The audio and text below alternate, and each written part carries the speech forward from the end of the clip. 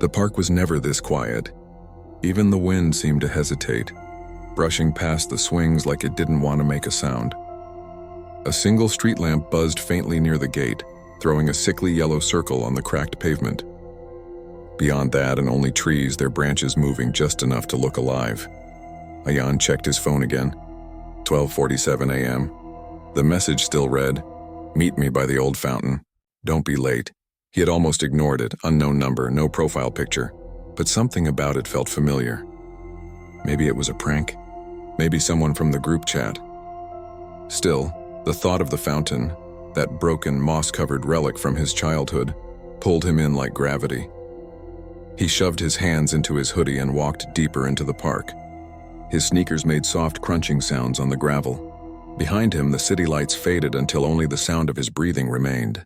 Somewhere far off, a dog barked, once, twice, then silence again. The fountain appeared between the trees, half hidden by the dark. The angel statue at its center had lost a wing years ago, but tonight it looked different. The head was tilted when downward. Toward him, Ayan blinked, stepping closer. No, it was just the shadows. It had always faced that way. He let out a shaky laugh. "You're losing it, man," he muttered. Then, a phone buzzed in his pocket. He glanced at the screen. "New message, I can see you." His breath caught. He looked around, the swings were still. The path behind him was empty. Only the broken fountain and the whispering trees stared back. And from somewhere deep inside the park came the sound of footsteps. Slow, careful, getting closer. Ayan froze. The footsteps stopped too. For a moment, the park held its breath. Even the hum of the distant streetlights seemed to fade into the dark. His eyes darted toward the path he came from. Nothing but the long stretch of gravel dissolving into shadow. He turned in a slow circle, phone still in hand, thumb trembling over the screen. "Who's there?" His voice sounded small, swallowed by the emptiness. No answer. He turned on his flashlight. The narrow beam cut through the dark, catching flashes of trees, benches, the rusted swings, but nothing else. Then it landed on the path near the fountain, footprints, fresh, wet. As if someone had just walked out of the fountain itself, he took a cautious step back.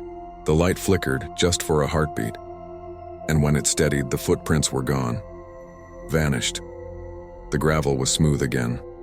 A chill crawled up his spine. He backed away, fumbling to call someone, anyone. But before he could tap the screen, the street lamp flickered out. Darkness. Complete. His pulse hammered in his ears. Then that sound again.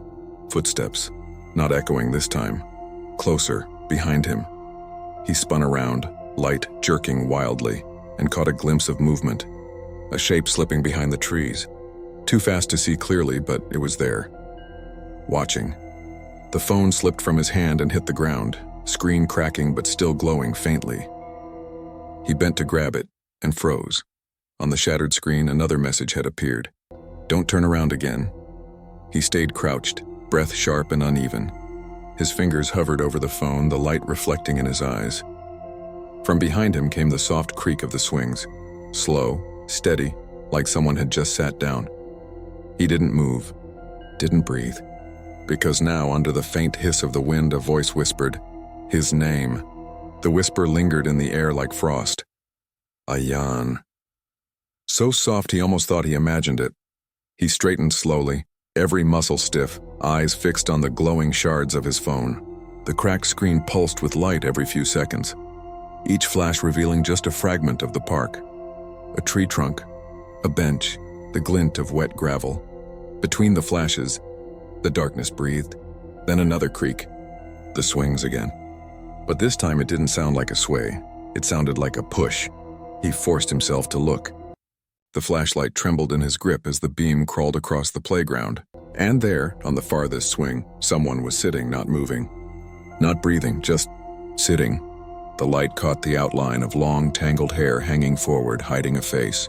The clothes looked wrong, soaked heavy, glistening in the faint glow. Ayan's voice cracked. "Hello? Are you okay?" The figure didn't answer. The swing moved once, gently, as if pushed by an unseen hand. Then it stopped. He took a hesitant step forward. And that's when he noticed something dripping from beneath the swing. A slow, steady drip, drip, drip, dark against the pale sand. The air turned thick, metallic, and Ayan realized it wasn't water. His phone buzzed again on the ground beside him. He glanced down. New message. "She's been waiting for you." The swing gave a violent jolt. The head snapped up, and Ayan saw her face for the first time. White, bloated, eyes wide open but unseeing, pupils like pools of black water. Her mouth twitched and the skin around it cracked like old paint. He stumbled backward, dropping the flashlight. The beam rolled across the ground, lighting her feet, bare, muddy, torn. The swing creaked once more. And then silence. When the light rolled back toward her, the swing was empty. But behind him, just inches from his ear, came a wet, broken whisper. "Don't leave me here again." Ayan ran. The gravel scattered beneath his shoes as he tore through the park, lungs burning, the beam of the fallen flashlight spinning wildly behind him. He didn't dare look back. Every instinct screamed run, but the whisper followed, ragged, desperate, echoing his name between the trees. Ayan. "You promised." He burst through the overgrown path leading toward the exit, but the gate was gone. Where it should have been was only more darkness, known in the faint shimmer of the fountain ahead. He'd circled back. "No, no, no." He gasped, spinning around. The park seemed different now. The benches warped, the trees bending inward, roots like hands clawing from the dirt. The fountain gurgled faintly. Water, or something thicker, spilled over the stone edge, and from within that sound came her voice again. "You said you wouldn't leave me." His chest tightened. It wasn't just any voice. It was Sana's. The name hit him like a punch.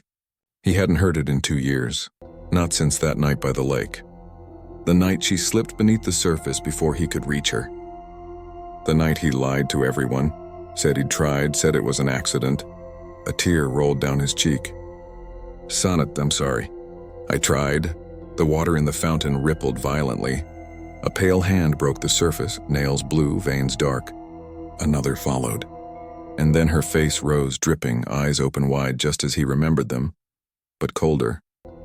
"Then why did you run?" He stumbled back, shaking his head. "I was scared, so was I." The air grew heavy. Mist swirled around the statue. The angel's broken wing reformed, stretching toward him. Not stone anymore, but flesh. The fountain pulsed with a heartbeat, every thump echoing through his ribs. Sana stepped forward, wet footprints glowing faintly on the ground. He could see now that her wrist still bore the bracelet he'd given her, the one he'd told the police she never wore. "You left me in the water," she whispered. "Now you'll stay." The mist rose higher, choking, wrapping around his ankles. He tried to scream, but his voice drowned in the thick, icy air. His phone buzzed once more in his pocket. On the cracked screen, a final message blinked. "Welcome back." Then the screen went dark. By dawn, the park was empty again.